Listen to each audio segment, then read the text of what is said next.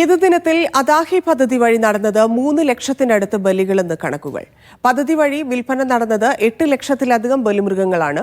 ആധുനിക സാങ്കേതിക വിദ്യകൾ ഉപയോഗിച്ചാണ് സർക്കാർ മേൽനോട്ടത്തിലുള്ള പദ്ധതിയായ അദാഹിയുടെ പ്രവർത്തനം.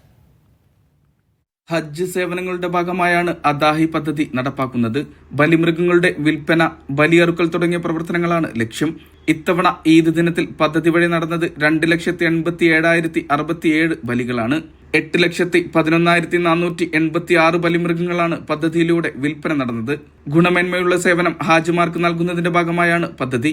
സമ്പൂർണ്ണ ഇന്റഗ്രേറ്റഡ് സിസ്റ്റം ഉപയോഗിച്ചാണ് പ്രവർത്തനം. 25,000-ലധികം പരിശീലനം നേടിയ ജീവനക്കാർ പദ്ധതിയുടെ ഭാഗമായി പ്രവർത്തിക്കുന്നുണ്ട്. 600 ഇസ്ലാമിക പണ്ഡിതർ, 500 വെറ്റിനറി ഡോക്ടർമാർ, 16,500 കശാപ്പുകാർ, 400 സാങ്കേതിക പ്രവർത്തകർ തുടങ്ങിയവരും പദ്ധതിയുടെ ഭാഗമാണ്. ഓട്ടോമേറ്റഡ് വേയിങ്, തത്സമയ ട്രാക്കിംഗ്, റെഫ്രിജറേഷൻ, സ്റ്റെറിലൈസേഷൻ തുടങ്ങിയ സാങ്കേതിക വിദ്യകളാണ് ഉപയോഗിക്കുന്നത്.